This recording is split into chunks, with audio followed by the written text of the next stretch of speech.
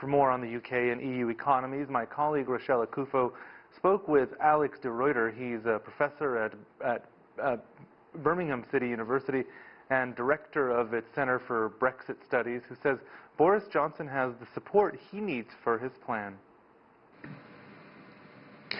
Well, I mean, for Boris Johnson, of course, the top priority is to get his withdrawal agreement through Parliament. And now that he has a thumping majority, of course, in the House of Commons, it's all but assured that he will get his withdrawal agreement through in time for the UK to formally leave the EU on January the 31st next year.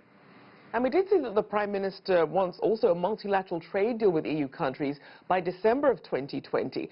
Give us an idea of what that process actually involves and how realistic that timeline is.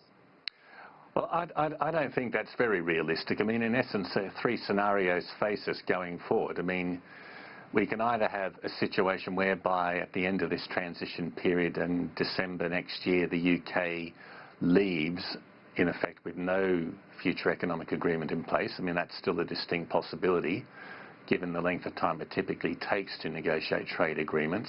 The second possibility, of course, which is being much talked about at the moment, is some sort of so-called bare bones or skinny trade agreement, which in effect would just be a free trade agreement that might promise zero tariffs or low tariffs, say, on manufacturing.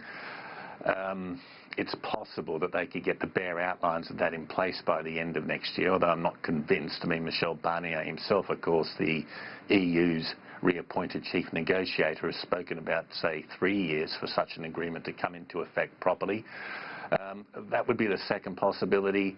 The third possibility, of course, and I think the only one that could be realistically negotiated in the length of time we have, a year or so, would be a so-called Norway-style approach of basically de facto or membership of the European Economic Area, and in other words, close regulatory alignment with the EU's single market.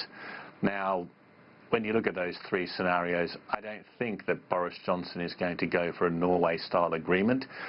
Whatever his own personal views on Brexit are, and of course we can never be sure of what exactly they are, his professed stance, of course, has been to pursue a clean break with the European Union and thereby, to use his words, avoid being a so-called vassal state. And we know that with this very tight deadline, the European Commission President Ursula von der Leyen was saying that a cliff-edge Brexit will hurt the UK more than the EU. If true, how so?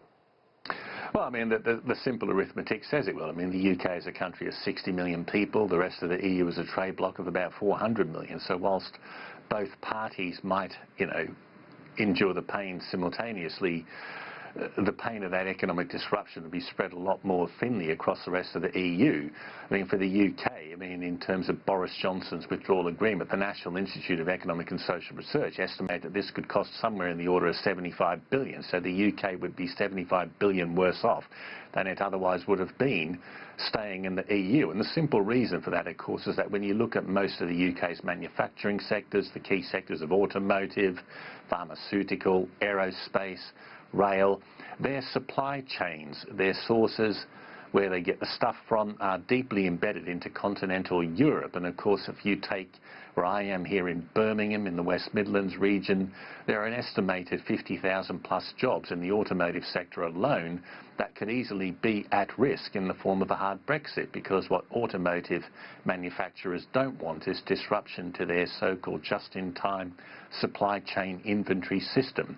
They want parts and components moving seamlessly between UK sites and sources and export markets in mainland Europe. If that is jeopardised, then their continued production in the UK is at risk. Alex, I also want to look outside of the EU. What about those trade deals with, say, the US and the EU? What do we know about those, and what are some sectors that we should be really keeping an eye on in those negotiations?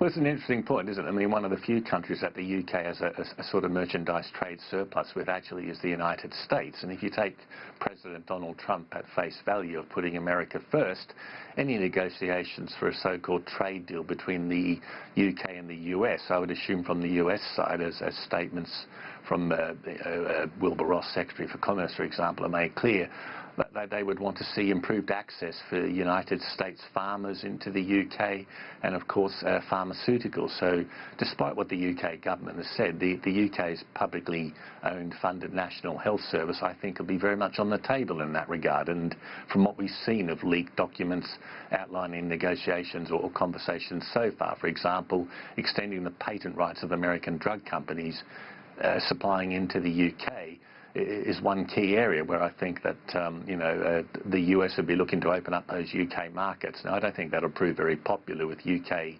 consumers or UK voters. They enjoy their publicly funded health service, and if there's any notion they're going to pay more for prescription drugs, I think they recoil against that. So pharmaceutical and agriculture are two big areas on the table.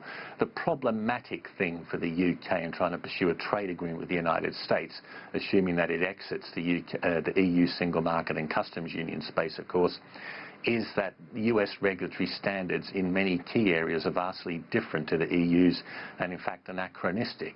Simple example being the precautionary principle on the environment and scientific testing. In the US, if the science is in doubt, you can still do it. By and large, in the EU, if the science is in doubt, you can't. That's going to create scope for conflict and tension. So it's very difficult to see how the UK could pursue a trade agreement with the US without sacrificing access to EU markets.